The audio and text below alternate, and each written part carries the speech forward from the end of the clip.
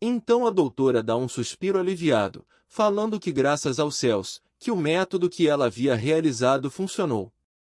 Com um olhar de alívio em seu rosto. De repente a pequena gata branca parte para atacar a doutora. Nosso prota esboça uma reação de espanto, se perguntando por que a gata estava atacando a doutora. Perguntando logo em seguida se a doutora estava bem, onde a mesma responde que sim, sem entender o porquê ele havia perguntado isso.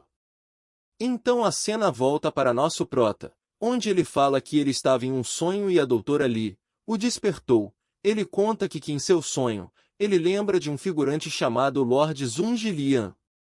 Argumentou também que ele tinha quase ganho desse figurante em um jogo de xadrez.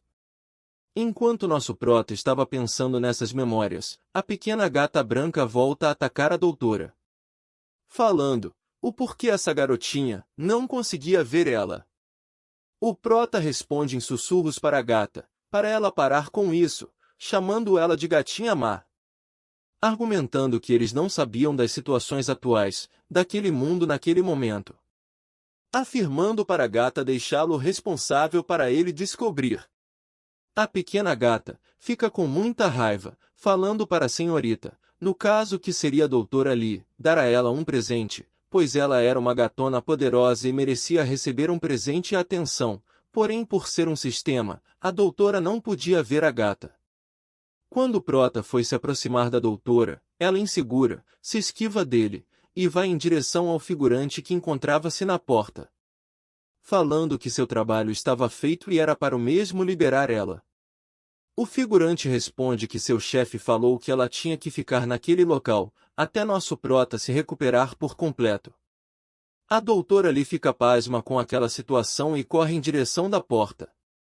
O figurante fecha a porta rápido e a doutora começa a falar que ela não concordou com isso, o acordo deles era apenas de curar o prota. O figurante então responde atrás da porta, falando que ela era uma doutora, e era para acompanhar seus pacientes, até eles se recuperarem. Então a cena volta para o prota, onde a gata estava brava com ele falando de quem era esse tal de Zunjilian.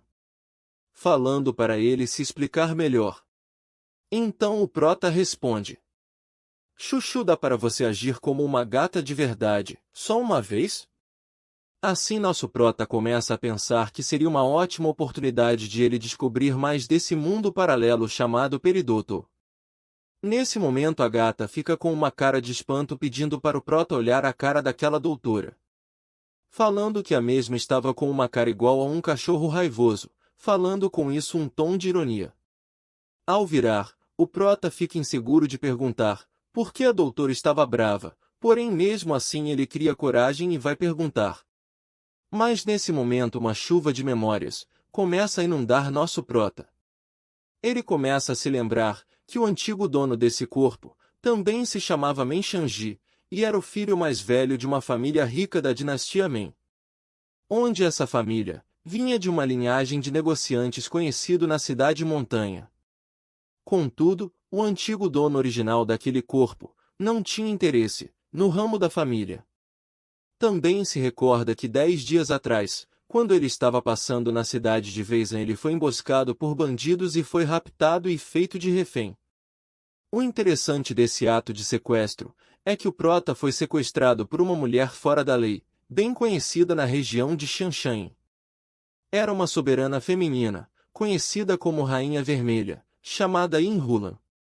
A cena corta para a lembrança de quando o prota estava em cativeiro, onde o figurante argumentava que a família Men ainda não tinha respondido o pedido de sequestro. Assim o figurante começa a debuxar do prota falando nem sua própria família o queria, argumentando assim que ele era uma pedra no sapato. A cena corta novamente para uma lembrança de que algo do abismo tinha vindo a noite anterior e o mesmo acabou levando a alma do antigo dono. Se chegou até aqui é sinal que gostou do conteúdo. Curte nosso vídeo e se quiser continuação do quarto capítulo deixe nos comentários.